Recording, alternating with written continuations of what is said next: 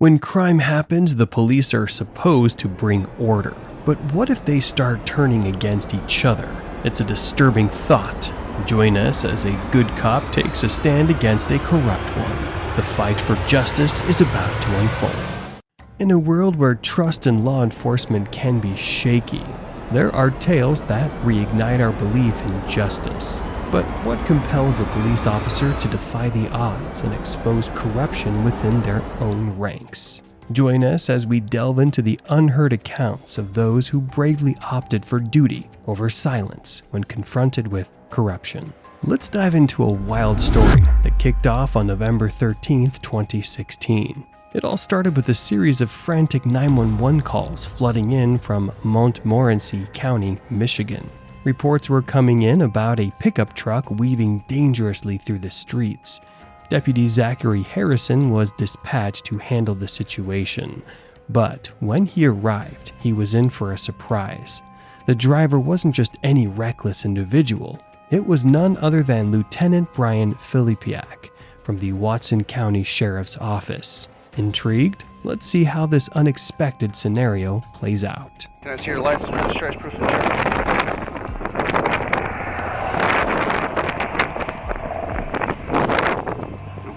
You got your ID, department ID, and your driver's license. The reason why I'm stopping you is we got multiple reckless driving calls about you. Okay? And then when I'm following you, you're hitting the shoulder of the road. You been drinking? How many? Okay, you been drinking on the way here? Do you have a firearm on you? Okay. Do you got your pistol? Are you a corrections officer or just deputy? Lieutenant? Okay. Alright, just take it right back to you. Well, talk about a slam dunk DUI arrest. The suspect didn't just admit to the crime on the spot. He went above and beyond, reaching into the back seat to close an open container, practically waving a flag that screamed, "I'm guilty." What a wild turn of events. DUI arrests aren't just serious, they're crucial for everyone's safety on the road. Police need to act fast to prevent potential accidents and protect our communities. With evidence this clear, the legal system must lay down the law hard to deter future violations and keep us all safe. I'm going to have you step out of the car when I'll do a field sobriety test for you. Okay? I'm going to ask you to step out of the vehicle. What would you like me to do? Just let me go. I can't. I've got multiple 911 calls about a reckless driver, plate and all matches, almost hitting vehicles. I get behind you. You hit the shoulder of the road twice. All right, just let me stay here. Okay? You can't. I'm going to ask you nicely to step out of this vehicle. Brian, my hands are tied. If I let you go, I'm going to lose my career over you. I don't want to yank you out of this vehicle. No, just let me go. I can't. We're done with that. Step out of this vehicle right now. Just let me go. Be a good guy. I am being a good guy. Brian, out of this vehicle. I'm asking you nice. Is it the alcohol talking, or is this guy always this immature? Either way, he might as well throw in the towel and surrender. Erratic behavior like this isn't unusual in high-stress situations. But for everyone's safety, he needs to cooperate with law enforcement. Resisting arrest only cranks up the danger for both him and the officers. You know, the next thing, I'm going to go hands-on with you. No, and you're going to go to jail for R&O. You want that? No, I don't want that. Out of this vehicle right now. Do me a favor. I can't. Oh my God. I'm not losing my career over you. And I'm not losing my career either, so. I'm getting done with you. What's your name again? Deputy Morrison. Morrison? Zach Morrison. Just let me. I can't. Yes, you can. You think I want to do this? Arrest a fellow cop? Yes, I think you do. Why? I don't know. I know this career. I know what you go through every day. No, just let me go over. Why do you think I want to arrest a cop? We're not above the law. I don't want to fight you. I'm not going to fight. You're resisting already. No, I'm not. I just want you to let me go. I can't. Out of this vehicle now. No, be it. Out of this vehicle no, now. Don't touch me. Brian, out of this vehicle now. Don't touch me. Let's step out. No. You know this. Oh my God, man, don't make me crawl through here. Get out of this vehicle. Hey guys. Brian thought he could play the professional courtesy card to dodge consequences, but this deputy wasn't having any of it. Instead of bending the rules, the deputy chose to do his job right, making sure Brian faced the music. This whole situation really highlights how important it is for law enforcement to be fair and accountable. It's actions like these that build trust between cops and the community, showing that everyone, no matter who they are, has to answer for their actions. It's about keeping the principles of justice and equality strong. Taser right now if you don't get out. Make it look okay. Out! Right now! Go to the front of my car. You got your firearm on you. No, I don't. I'm patting you down. Turn around. Okay. Are you going to do sobriety test? Still with you? It's affirmative. Can I just pull off? No. If you're not going to do field sobriety test, turn around, place your hands on your back, you're under arrest. No, I'm not. You are under arrest. No, You are under arrest. Don't resist. No. You're under arrest. No, Place let your the- hands behind your back. No. Hey, you are placed under arrest for suspicion of operating while intoxicated. And I already told you I would go by the side of the road and sleep it off, so. Okay, we're done with that. Backseat of my car, please. No. You're already under arrest. Backseat of Dude. my patrol car. Dude, Brian, I'm not gonna fight you. Can we talk? I've tried talking. You won't talk to me. You want to sit on the side of the road. You got him? So, what do we gotta talk about? Well, not much talking about. Now, Brian hit a dead end with no more excuses to pull out of his hat. He planned to sleep off whatever went down on the roadside, but the officers had other ideas. They decided a lockup for a safer nap was in order. This wasn't just for Brian's safety, but also for everyone else on the road.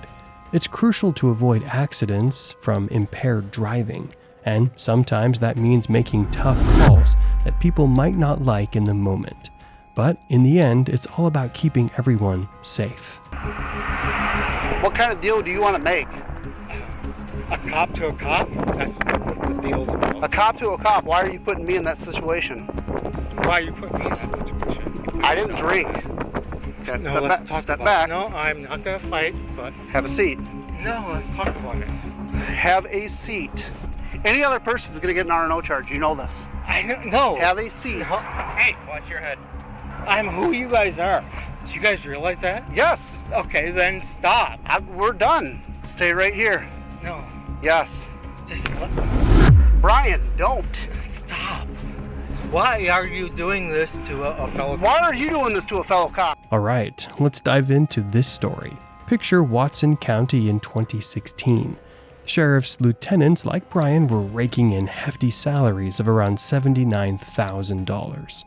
On the other hand, the hardworking deputies, the boots on the ground, were earning significantly less, somewhere between $41,000 and $62,000, as per the county's salary report. Despite his position of authority, Brian made a questionable decision. According to records from the 88th District Court office in Montmorency County, Brian pleaded guilty on January 27th. Initially, he was charged with operating a vehicle while intoxicated, with a high blood alcohol level of 0.17 or more. Brian got off lightly with just 1 year of probation and a deferred jail term. Honestly, it feels like he got away with just a slap on the wrist considering the gravity of his offense. Let's dive into a fascinating story from September 7th, 2018, involving Officer Jonathan Schuler of the Maricopa Police Department. Picture this: Schuler, while cruising down the freeway, suddenly crashes into the concrete barrier. This incident raised eyebrows about road safety and the everyday risks officers face during routine patrols. Luckily, his fellow officers quickly found him and got in touch. Drinking, have you? No. Nothing at all? Nope, been smoked. Really tired from this week. Finally got into that lab. Okay. Ate McDonald's and ate shit on the corner. Did you have a collision with another vehicle at all? Schuler downplayed the crash, chalking it up to a minor distraction from munching on McDonald's and fiddling with something in his car. But brushing off distracted driving is no small matter. It's a leading cause of accidents worldwide. My McDonald's and my fries. Okay. Not paying attention. Ate shit on the curb. Tried to get off the roadway, and here I am. Okay. Where'd you say your license was? Yeah. Who do you work for? City of Maricopa. Okay. I do have one off-duty weapon right here, just so you know. Okay. And then I have one in my truck as well, sir. Okay. Insurance. Oh, okay. Stopped at McDonald's. So what happened to your car? Well, driving down the highway, trying to eat my Big Mac and my double cheeseburgers. Trying to punch in the address, and Wow. Radio. I fucked up. What'd you hit? Curb. Like, On the freeway or? yeah, on, okay. Gotta be the 202 or something. Was the tire sparking or something? I don't know. That's what we were told. That's what I'm asking. Oh, okay. No, I don't know. I hit it, and then I was just looking for an exit, found this one, and busted over here. Despite the chaos, Schuler was quick to inform others about his weapon, showcasing his professionalism and focus on safety even after a collision with a concrete wall. We got called because somebody said you hit a car on the freeway. Oh, shit. I thought I hit a curb. Did you? Where were you at when you hit the curb? I was on the 202, and then I just exited real quick. I was trying to find Where are you headed right now? Chandler? Yeah, Chandler. Okay. It wasn't another car he hit, it was the full vehicle. One of like those raised. Okay. Because there's off duty to Maricopa.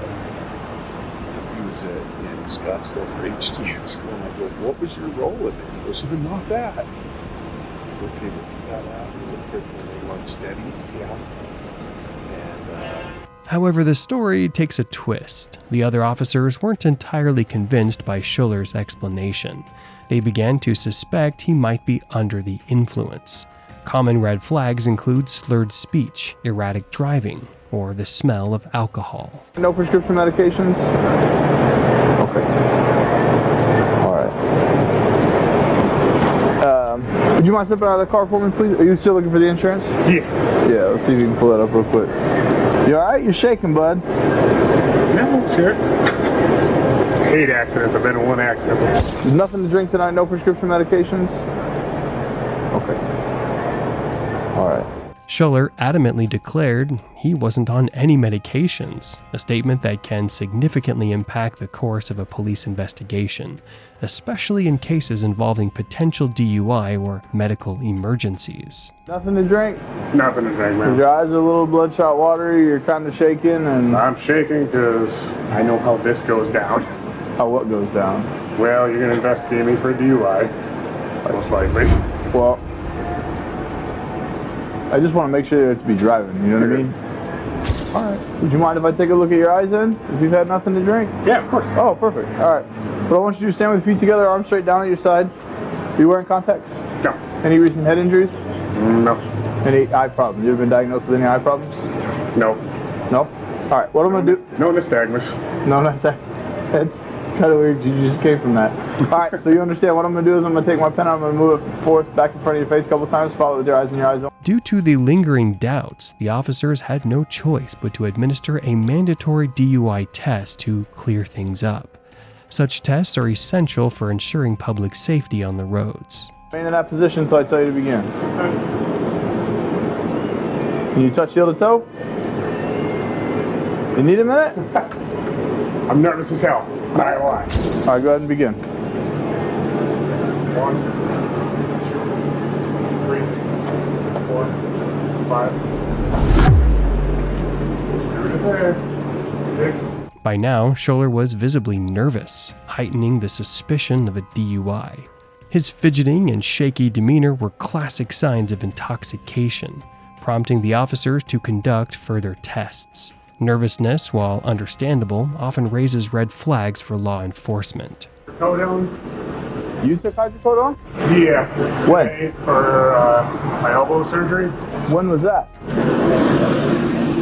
Like 4 hours ago. 4 hours ago? Yeah, so it should be pretty well out of my system, I would think. How much do you prescribe?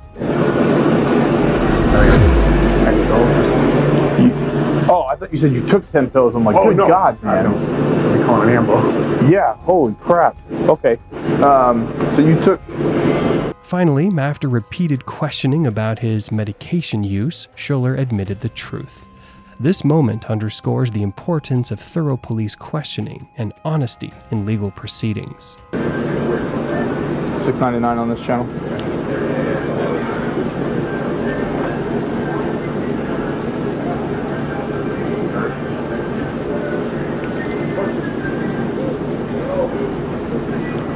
You start my way, please. All right, take a deep breath in, exhale out like you're blowing up a balloon. All right. Yep. So,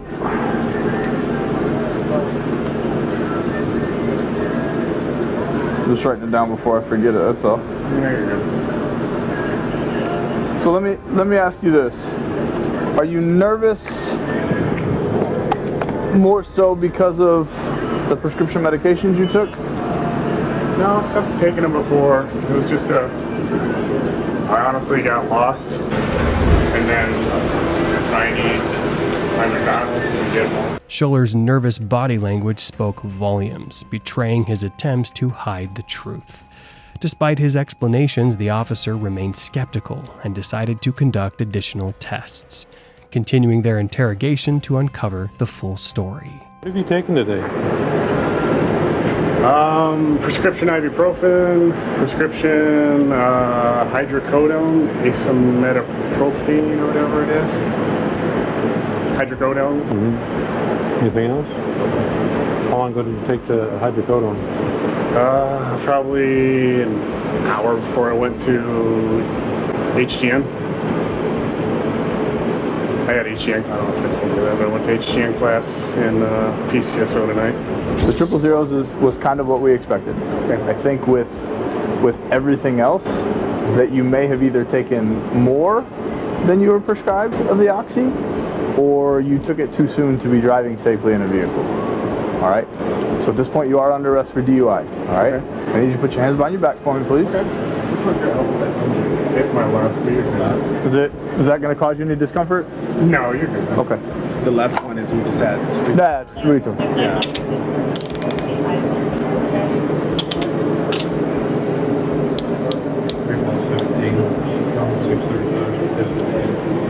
Now, here's where things get really interesting. Even though he registered a 0 on the breathalyzer, Schuler still got nabbed for driving under the influence.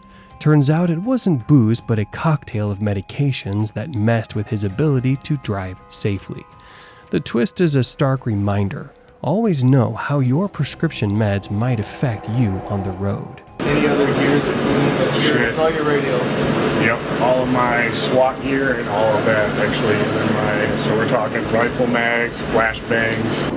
You have flashbangs in your car? Some gas, stuff like this. We've got to roll at any point. So there's going to be some Gas stuff. as well. Okay. Yeah. I don't have any, there's no gas, like, I'm not talking CS gas or anything like that. Y'all carry flashbangs? You have like the little containers? Box. Oh, okay. That's, Yeah, box. Yeah, I thought you meant like they were on your vest. I'm like, come on, dude. Nope. All right. Nothing else on you? Now, the police are on high alert. They're not just worried about Schuler's driving, they're freaked out by what he might have in his trunk. Turns out he's packing an arsenal. This reckless combo of drugs and weapons puts everyone on the road in serious danger. Driving under the influence is bad enough, but throw weapons into the mix and you've got a recipe for disaster. The risk of violence or accidents skyrockets.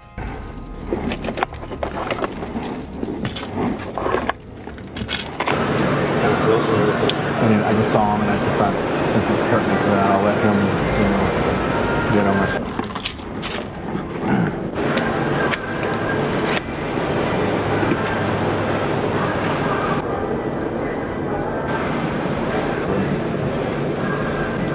These are Xanny bars. Yeah. Well, that's the same thing, but there's two different pills. Yeah, he's putting pills in here because that's a hell of a lot of Xannies. But wait, there's more. The cops find 2 bottles with identical labels, but each has different pills inside. One bottle's packed with Xanax. This discovery blows the lid off the idea that Officer Schuler was playing by the rules. It raises some serious questions about his integrity and involvement with controlled substances. So we know those are Xanny bars. Yeah, these are Xanny bars. Which is... So here's a bunch of Xanny bars. So you got felony right here. Well, that's fine. Lucky you, right? Lucky you. I don't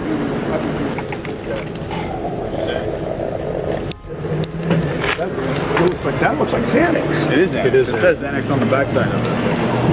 We're just gonna look it up. What's on the other side? Everything.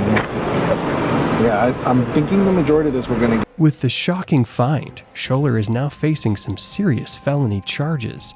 The police have no choice but to haul him back to the station for more questioning and a deeper investigation. The University of Northern Iowa. Oh, okay. So, I got a question for you, bud. Okay. You said you took a oxycodone?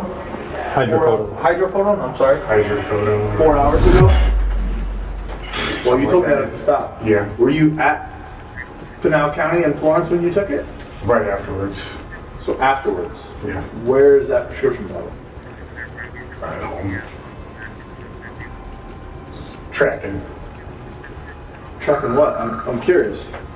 So, you took it while you were there? After the wet lab? Yes. What did you retrieve that pill from? My pocket. So you just had a loose Oxycontin in your pocket, or oxycodone. So you just had a loose one in your pocket. Yes. Did you take anything else? No. Well, you told us you took Ambien when you were eating the hamburgers. Yeah, Ambien. You're right, yeah. Where'd you get the Ambien from? I got it prescribed. Pulled the pill from? Oh, my pocket. So you just had loose pills in your pocket? Yes. Why would you take a sleeping pill prior to driving a vehicle? To tell you the truth, because I haven't slept very well. You're not gonna offend us if you cuss. You're fine. Okay. Schuler's in hot water and tries to wiggle out of it by bringing up his recent elbow surgery. At first, it seems like a good excuse, but the more you look at it, the more it falls apart. Using medical excuses to dodge trouble can backfire if they're not legit. In moments like this, credibility and honesty are everything. I wanted to take it, get home, and crash, and not be up until 2 or 3 in the morning. So I thought I would take it. Oh, I shouldn't say I thought I would. I took it, grabbed some food, and was driving home. So you were just trying to curb the time that it would take effect? Yes. You didn't think that was a bad idea, getting behind the wheel after taking that stuff? I honestly, with my body weight stuff, no. So that's fine. The problem is, in your car we found the 2 Anastrozole bottles, but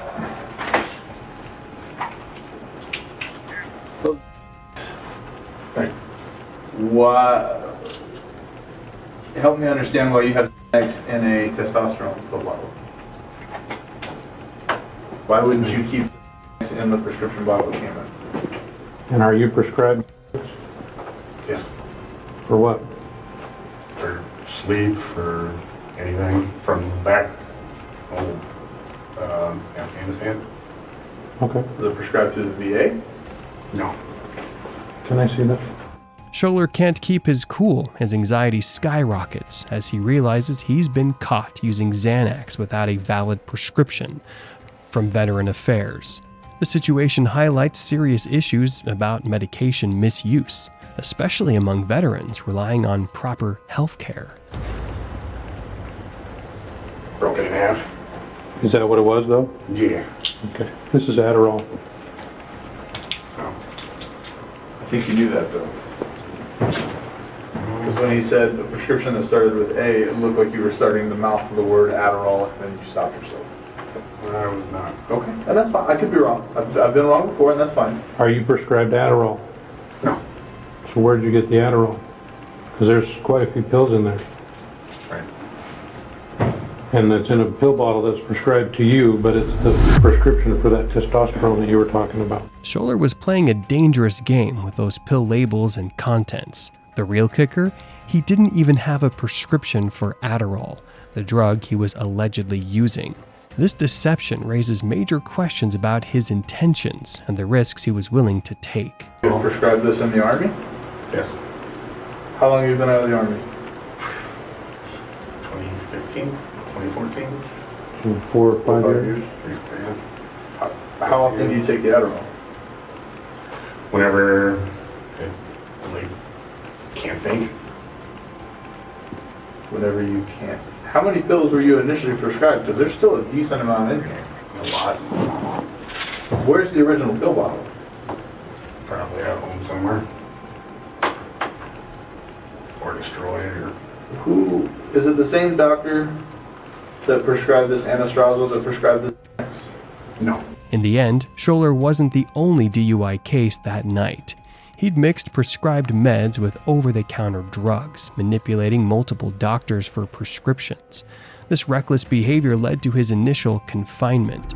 Things got worse when he crashed into a yard and tried to flee the scene, resulting in another arrest. After these incidents, Schuler resigned from the Maricopa Police Department and later pleaded guilty to DUI drug charges for both arrests. Next, we're diving into a dramatic day in Henry County on June 20th, 2023.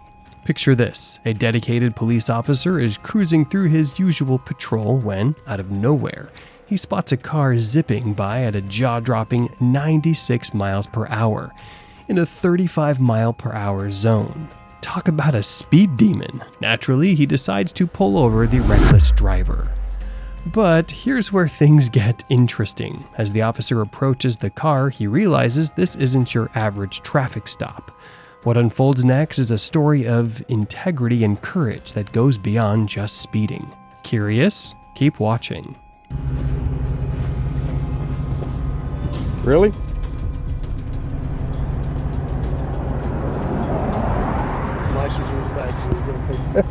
Yeah. Surprise, the speeder is none other than Henry County Sheriff Chief Deputy Michael Yarb. The chief hands over his license just like any other driver. Our officer, now back in his cruiser, dials up a friend and starts recounting the wild turn of events. He's equal parts shocked and dutiful, describing how the chief deputy looked a bit nervous but was totally cooperative. You can almost hear the disbelief in his voice as he grapples with the surreal situation of ticketing his superior. Hello? Guess who I just pulled over? Who? Yarborough. Well, Yeah, the chief deputy driving a Dodge Charger, a souped up Dodge Charger that belongs to the sheriff's office. I just clocked this at 96 in a 35. what was the issue? I mean, why is he speeding? No reason. He's in an unmarked car. He just got a high horsepower car and decided he wanted to play. It's your traffic stop. You do what you think you should do. I mean, I'm not telling you one way or the other. You do a 96 and a 35. Okay. Well, you know I don't care for him, so I'm gonna ride his. So, what happens next? The officer, staying true to his duty, writes up a speeding ticket and hands it over to the chief.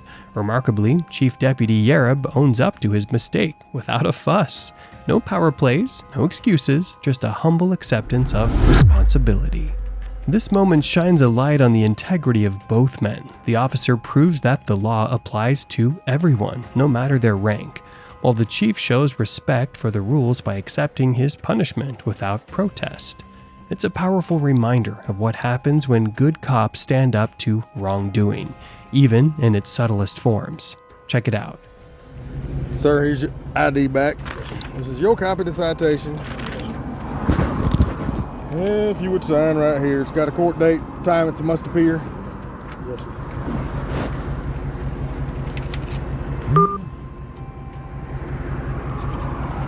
Please slow down and have a safe day. And the plot thickens. Following this incident, Officer Yarb faced serious repercussions. He was suspended for 40 hours without pay, a stern reminder that even those who uphold the law aren't above it. This suspension underscores the commitment to accountability within the police force, sending a clear message that misconduct won't be tolerated. Now that's a story worth telling. Let's dive into the dramatic events involving Sergeant James on June 24, 2022. While on duty, he noticed a car swerving dangerously between lanes. Concerned for everyone's safety, he decided to pull the car over. As he approached the driver, what unfolded next was completely unexpected and unraveled a much deeper issue. How are you gonna Doing well in yourself? I'm doing all right. What's your hurry? You're very recklessly from the city all the way here, man. In and out of traffic, not using turn signal. Man, I watched you. It took me this long to catch up to you. I'm sorry. You were 70 plus. I didn't think I was that bad. I checked you at 65. Sorry. What's your hurry? I gotta get my medication. You gonna try to kill people over medication? No, well, it helps with my anxiety. If that car in front of you would have slammed on brakes, you would have caused a wreck right here. Just as Sergeant James finished lecturing the driver and returned to his car to write a ticket, Sheriff Henderson suddenly appeared and approached the driver.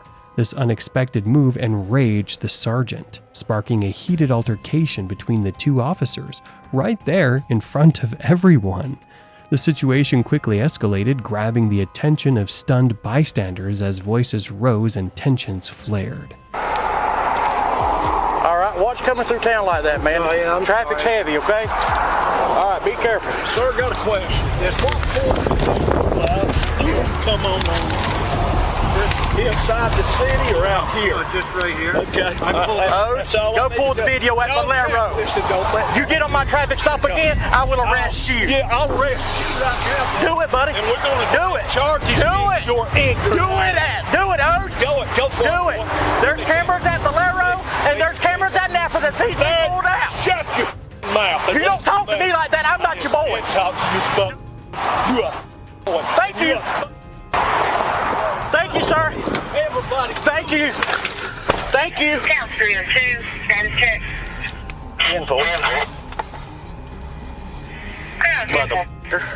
It's really disheartening to see law enforcement officers clashing like this. In the aftermath, the High West Police Department issued an apology, assuring everyone that the two agencies involved are still working together harmoniously. But here's the kicker. Despite the public spectacle, no internal investigation has been launched. Both officers remain on duty without any restrictions. It's troubling that personal issues are allowed to interfere with their professional conduct. You'd expect some consequences or at least a thorough review to prevent this from happening again. Instead, it feels like everything is being swept under the rug, raising serious questions about accountability. With the case of Felipe Perez, a deputy sheriff from Los Angeles, caught off duty, driving at a whopping 134 miles per hour, way above the speed limit on Nevada's highways. And, shockingly, his car didn't have a license plate. Now, the situation was handled by Trooper Ken Nickerson. The attitude of Felipe when Nickerson approached him to address his reckless driving was striking. Take a look. That's his speed. 134.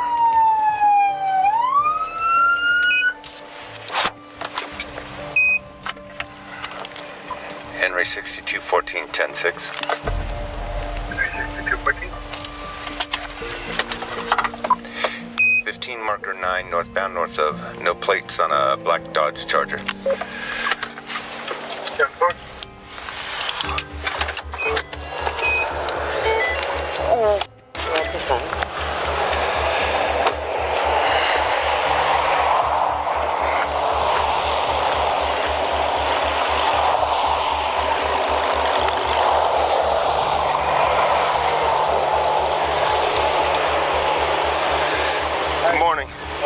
I'm Trooper Nickerson. I stopped you for reckless driving. 134 miles per hour is reckless. Really, sir? What's going down?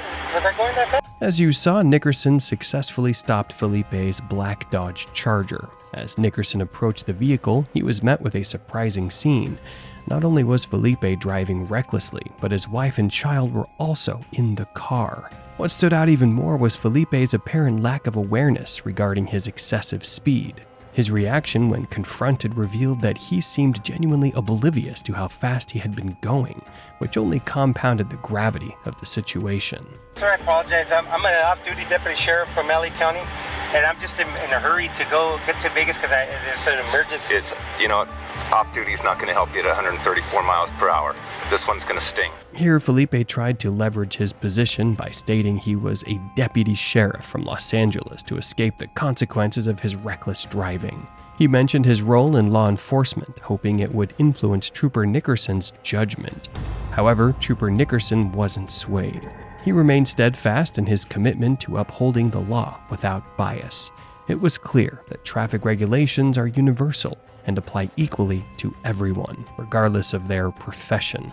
To ensure the safety of all road users, Nickerson's commitment to enforcing the law impartially meant that Felipe couldn't escape the consequences of his actions just because of his position. This highlights the importance of integrity in law enforcement, where upholding the law should transcend personal connections or job titles.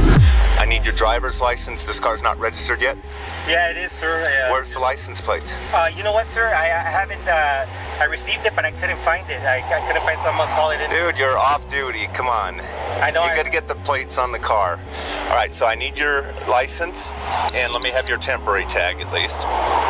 Sir, I apologize, but... I'm not looking for an apology. This is gonna ruin my career, sir. Well, come on, man.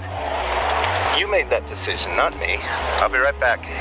As we saw, Trooper Nickerson quickly asked Felipe for his driver's license and inquired about the missing license plate. It was evident that Nickerson was concerned and wanted to ensure all legal requirements were met. Felipe, on the other hand, appeared increasingly uneasy. He claimed he had received the license plate but could not locate it. This explanation revealed inconsistencies in his story and heightened Nickerson's suspicions. When asked for his license and temporary tag, Felipe pleaded, fearing job loss. However, Trooper Nickerson was unsympathetic, replying firmly. This highlights that obeying traffic rules is crucial for everyone's safety, regardless of status. Nickerson's firm responses serves as a reminder that rules apply equally to everyone, emphasizing the importance of law enforcement officers setting an example.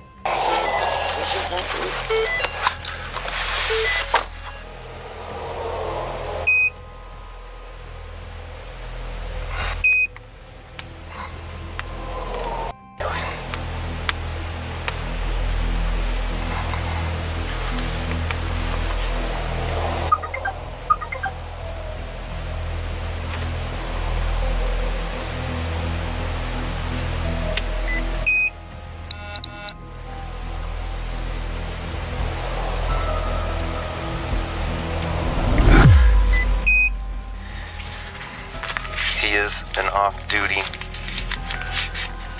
out of California, but I'm citing him. Come on, man. 134 with a kid in the car.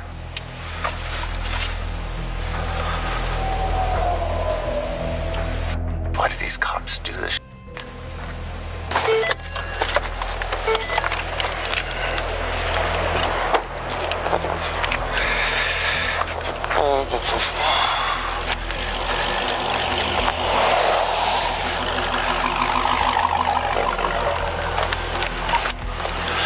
Okay, here's the break that I'm going to give you. I'm not going to add the reckless enhancements so you don't lose your license. Okay, so this is just for the speed and the license plate. It's out of the Good Springs Justice Court. Telephone number and address is here. This date, April 10th, is a court date. Court's not mandatory. You can take care of it online or through the mail. And there's instructions on the back. And just to be clear, we do give breaks most of the time to law enforcement. But 134, man. You got a child in that back seat. Okay? You know what, sir? I apologize, sir, and thanks for giving me a break. Okay. Please drive safe. All right, thank you. Fortunately, Trooper Nickerson, after evaluating the situation thoroughly, chose not to escalate the charges further. Despite the serious nature of the offense, he decided against adding more severe charges that could have jeopardized Felipe's career as a deputy sheriff. This merciful decision spared Felipe from losing both his driving privileges and his career. Instead, Nickerson issued a ticket for reckless driving and not having license plates. Perez's case underscores why following traffic rules is vital, no matter who you are. It's about ensuring everyone's safety on the road and upholding the law consistently. Throughout this incident, Trooper Nickerson's actions demonstrated a steadfast commitment to justice and public safety. The case shows us that no one is above the law, and maintaining road safety is a shared responsibility.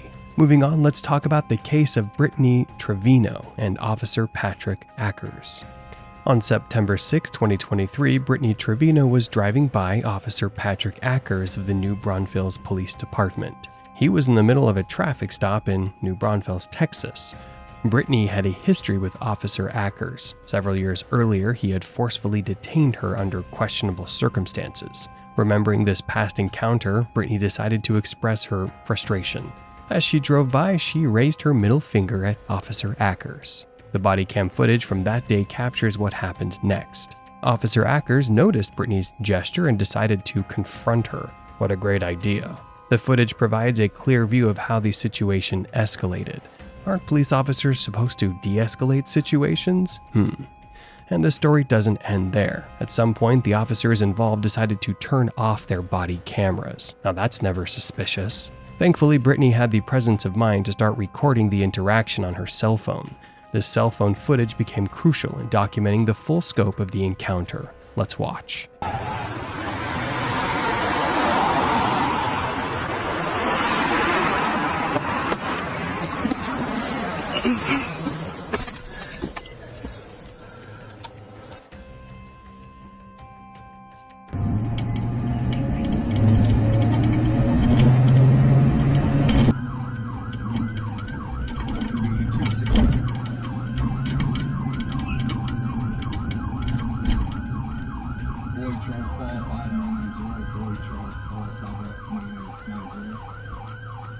35, 256. If it's possible, could you make my location?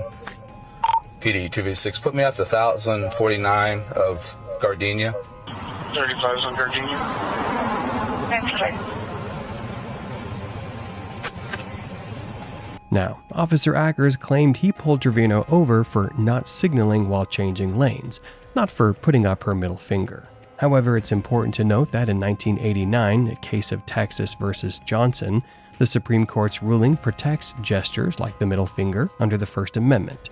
In Texas, there's a law against disorderly conduct, but the courts have clarified that such gestures are usually protected unless they provoke immediate violence.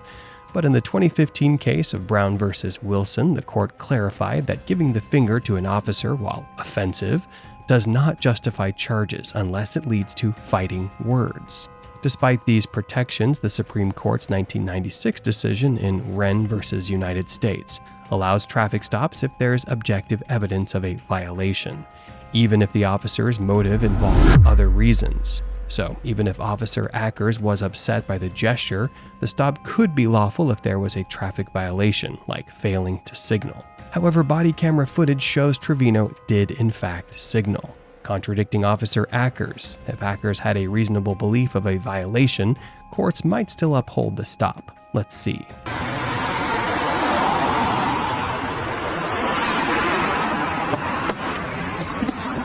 So this is that female, Trevino. She flicks me off as I'm going back to back of my patrol car, fails to signal left hand to go into the left lane. She flicks me off, so I just wanted a second to make contact with her. How's it going? Officer Ackers, New Braunfels Police Department. Okay. I know who you are. That's fine. Well, the reason why you being over for flipping you off. No, ma'am. The reason why you are retaliating against me. You turned your sirens on and everything. Ran over here like a crazy person. Okay. Well, ma'am, the reason why you're being contacted is you failed to signal lane change when you flicked me off. Okay. Okay. So go ahead and step out of the car. Step out of the car. I have 3 officers here. He's hurt me before. Please don't let him. Yeah. Would you mind, Henderson? Go ahead and detain her. In cuffs. No, because he's done illegal to me. Okay. All right.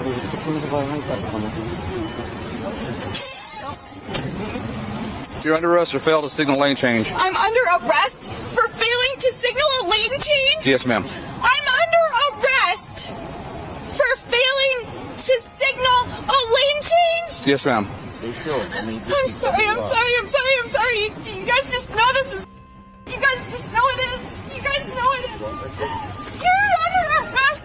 Grab my phone. Well, Officer Ackers approaches Miss Trevino and informs her that she's under arrest for allegedly failing to signal while changing lanes. Under arrest?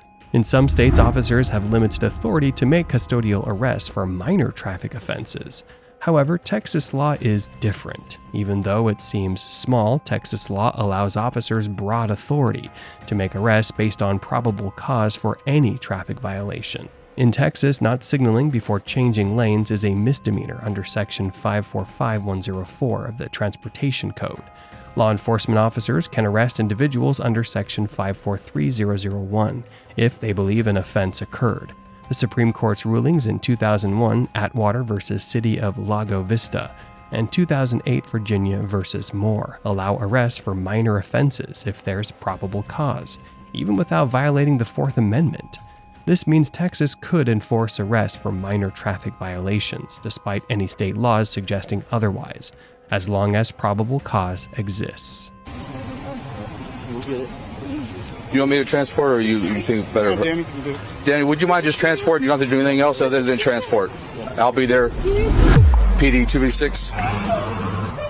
Go ahead. Can you go ahead and give me next rotational record? That female is in my custody. I believe it's going to be Britney Trevino. Good question. When in custody at 8:39. Yeah, she has a driver's license, but... I'm going to turn this off. No. Well, she comes down the street, comes right towards me. As I'm walking back by the car, didn't do nothing, she flicks me off. Mm-hmm. And then as she does that, she gets on the lane, fails the signal lane change. You think it's going to be an issue? Given your history, man. Yeah. So, any other person you would write a ticket to, right? Yeah. That's how you have to treat every interaction. You would normally write a ticket to this person for this, just because that in the past you've done this, this, and this, right? This is something that you would normally write a ticket for. Now, Sergeant Scott tells Officer Ackers to let Miss Trevino go, arguing that her actions usually result in a citation rather than arrest, citing a legal precedent from the Fifth Circuit Court of Appeals in Texas, specifically the 2021 case of Oliver versus Arnold. This case states that officers violate the First Amendment if they retaliate against someone for exercising their right to free speech. In cases involving claims of retaliatory arrest under the First Amendment, the presence of probable cause often weakens the claim, as ruled by the Supreme Court, Neves versus Bartlett in 2019. However, exceptions exist, such as when officers choose to arrest for minor offenses in response to protected speech. This exception aims to prevent misuse of arrest powers to silence those expressing their rights, highlighting the balance between law enforcement's duty and protecting constitutional rights. Yeah. You want me to go ahead and police it? Yes. Yeah. Proceeding are going to play for Charles Paul 5990 for number 3, Volkswagen 4 North Road Post. PD 35, cancel order. Take the handcuffs off. Alright, so let's write the ticket and go about it that way. Sounds good. All you're going to do is give her more ammo. Alright? Yep. So, write the ticket, just fill it out. I didn't mind. Yeah, I did. Brittany, come here. Can you go wait by the back of the car, please?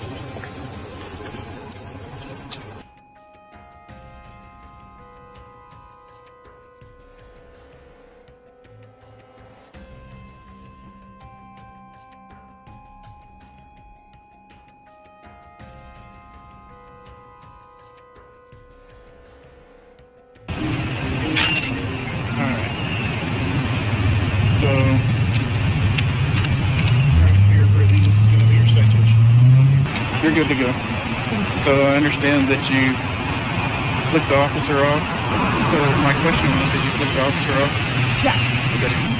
So here's the thing, right? Had you just gone on about your day, right? Your intense hatred is causing you to do other things that is drawing attention to you. I'm not here to debate this situation with you.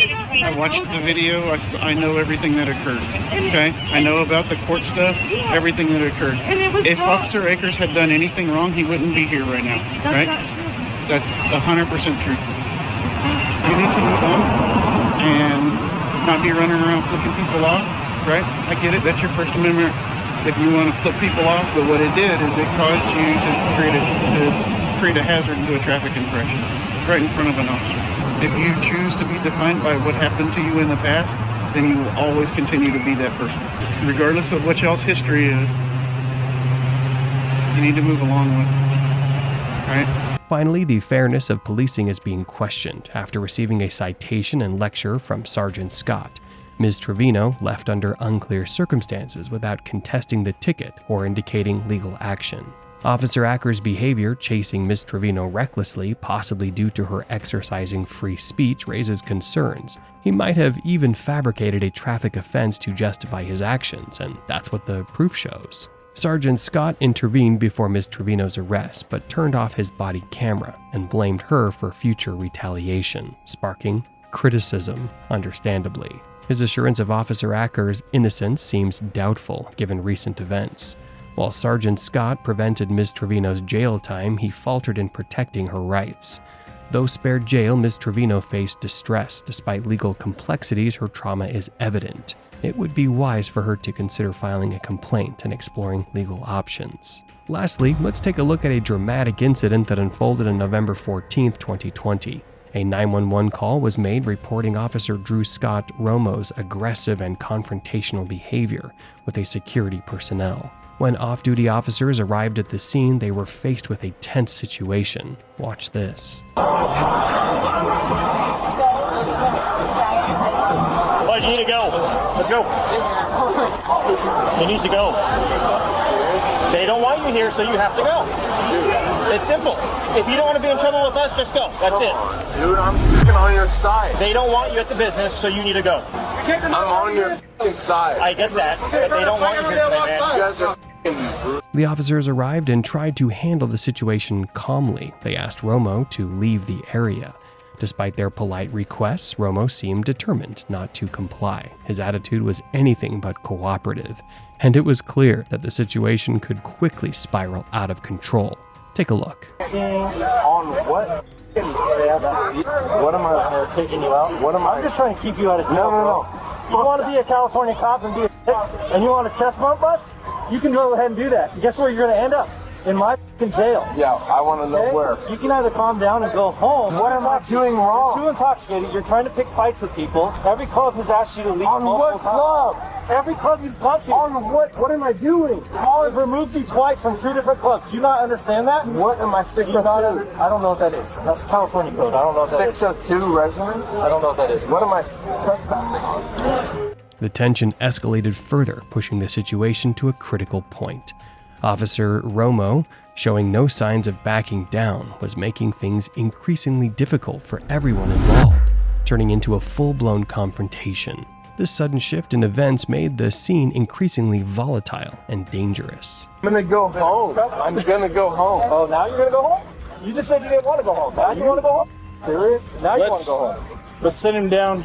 Dude, I have a law enforcement ID. You, sir, are a disrespect to our profession this evening. If you say it one more time, I'm going to hold you in custody and make you tell the judge in the morning that you have a law enforcement ID. You're a disgrace right now. So you need to shut your mouth before I call your supervisor, and we go from there, and you don't lose your job in California while you're visiting Arizona. I don't understand. So you close your mouth and let us do our job now, because you can't make adult decisions. My job is to take you to jail now because you can't be an adult. Have a seat. I have your... Have a seat. Okay. Have a seat. Sit down. Hold on. Sit down. Sit down? Yes. Kick your feet up. Now, even though Romo repeatedly claimed he was a police officer, the responding officers were unwavering in their commitment to carry out their duties. They stayed focused on their duty, enforcing the law without yielding to Romo's attempts to use his badge as leverage. This showed their dedication and commitment to the law, irrespective of who was on the other side. It's great. Yeah, but I don't understand, Mom. Under arrest. What is the call? Because you had a security guard asking you to leave and you kept swatting his hand. Bro, I'm under arrest. Bro, bar feud, when I told you. Told me what? So intoxicated, nothing's sinking in. Bro, you're seriously gonna fucking put me in this position? No, you put yourself in this position. No. Yeah, bro. See, this is the other part that's a disgrace to our profession that you're not catching. If you were a true cop and you cared about the blue, you would not put me in this position right now. You got home when I asked you to. Okay? That's the position you put me in. Went home. Yeah, I do think you should have got home. Even your friend. As you can see, when the situation reached its peak, Romo was in disbelief over his arrest. He couldn't fathom that, despite being a police officer himself, he was being detained. A lieutenant had to arrive to clarify the situation to the hot-headed cop. The lieutenant's arrival was crucial in clarifying the tense situation and providing some order amid the chaos. This moment highlighted the importance of accountability within the force. If you continue to push the issue, we can also charge you with assault based on you batting the security guard. And I'll tell you what assault will do. Assault will get you terminated. So better course of action is to treat the guy who's being nice to you with a little bit of respect. He's not being nice to me, sir. He's not treating me with respect. That's why you have your day in court. I understand. I'm not. Here's the deal, though. I'm not afraid. I can tell you the truth. My advice to you is just sit down, be quiet. Totally. That's what I'm doing. That's what I'm trying to do. Okay. But I'm also trying to understand the charge. And I'm also trying to understand. We could charge you with disorderly conduct. They didn't tell me the charge, though, sir. Okay. They didn't tell me the charge. I'm telling it to you right now. I appreciate you telling me. Disorderly conduct and assault. Okay. I appreciate you telling me. We're choosing to just go with disorderly conduct because we charge you with assault. You're probably going to get terminated. Okay. I understand that? I appreciate you telling me that. Because I didn't understand that. And nobody told me that. All right, man. Put one leg in. Okay. All right. I'll put it. Just being on. 1, 2, 3. Now, even while being detained, Romo continued to act erratically. His behavior was so disruptive that the officers had no choice but to follow their standard procedures for handling such cases. It was a clear sign that Romo was not handling the situation well, even under the authority of his peers. Facility, and the correct term probably would be prisoner. However, we're trying to get you released, but you're not showing any signs of sobering up that allows us to believe that you can go out and act accordingly in society.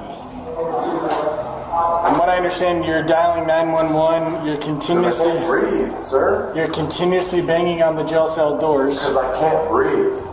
I have anxiety. I completely understand the anxiety part. I am sobering up. What do you want me to do? Well, I can't breathe in here. I understand that. I am ordered to inform you of this information. Upon your release, you are ordered to call Lieutenant Scott Blinn, and I will provide you his phone number. I know Blinn's phone. Okay, and you are ordered to call him immediately upon your release to report your actions. Officer Romo. In the end, Officer Romo faced charges of assault and disorderly conduct. He eventually pleaded guilty to disorderly conduct and was fined $650. However, the charges were later dropped. Legal consequences did not stick. This outcome might have one questioning the effectiveness of the system and holding law enforcement accountable for their actions. However, the responding officer's attitude in handling the situation is commendable, showcasing their commitment to uphold the law. After all, no one should be above the law. Not a regular citizen, not a police officer, not the president. Now, what do you think of these cases? Leave your answers in the comments section below. And don't forget to like this video and subscribe to our channel if you haven't already. Thanks for watching. We'll see you guys soon.